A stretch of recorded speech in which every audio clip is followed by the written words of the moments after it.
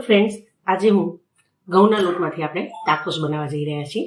તો ટાકોસ બનાવવા માટે મેં ઘઉંનો લોટ લીધો હતો.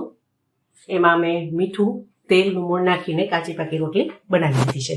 તો આ રીતની મેં એની બધી રોટલી બનાવી લીધી છે. અને ટાકોસ માટે બનાવવાનો મસાલો એમાં તો મેં 5 થી 7 બટેટાને બાફી લીધા છે. ત્યાર પછી એને મેશ કરી લીધા છે.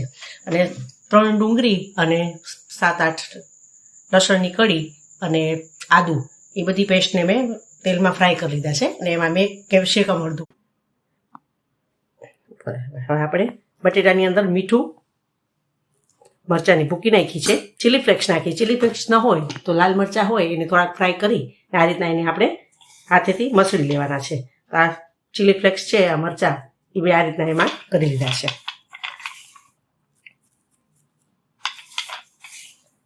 લાલ મરચાંને થોડાક ફ્રાય કરી અને એનો ભૂકો કરી દીધો છે. પછી આપણે એમાં થોડુંક જીરું પાવડર નાખશું. 1 ચમચી એમાં ધાણા જીરું પાવડર નાખશું. થોડો મરી પાવડર નાખશું. કોથમરી. અને આજે મેં ડુંગળી ને આદુ લસણને થોડુંક તેલમાં ફ્રાય કરી લીધું હતું એ એમાં એડ કરી નાખશું.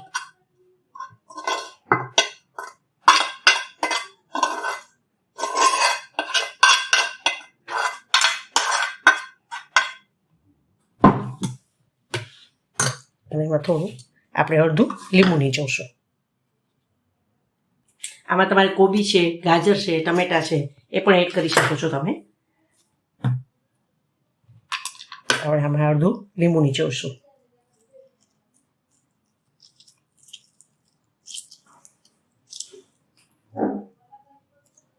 ત્યારબાદ આ બધો મસાલો આપણે મિક્સ કરી દઈશું. થોડોક મસાલો લાલાશ પડતો હોય છે આનો, જેથી આપણે એનું સ્ટફિંગ ભરીએ ત્યારે જે લાલ કલર છે એ ખૂબ સરસ લાગતો હોય છે. એટલે મરચાંની ભૂકીનું પ્રમાણ વધારે રાખવાનું.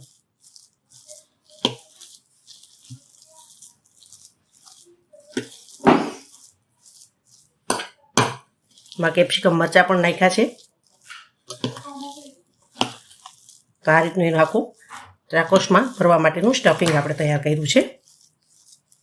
હવે આપણે રોટલી પર લગાવવા માટે ગ્રીન ચટણી બનાવવાની છે. તો હવે આપણે ગ્રીન ચટણી બનાવી લઈશું. હવે આપણે ગ્રીન ચટણી બનાવી લઈશું. તો ગ્રીન ચટણીમાં મેં આદુ, મરચાં, કોથમરી અને થોડો ફુદીનો લીધો છે. તો આપણે એમાં એ નાખશું. 1 ચમચી એમાં મેં જીરું નાખ્યું છે. મરચાં લીધા છે 4 થી 5 નંગ.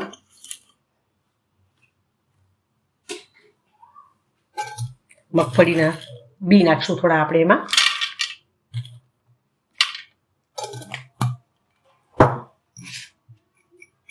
મીઠું નાખશું. હિંગ છે થોડી, 1 ચમચી હિંગ નાખશું.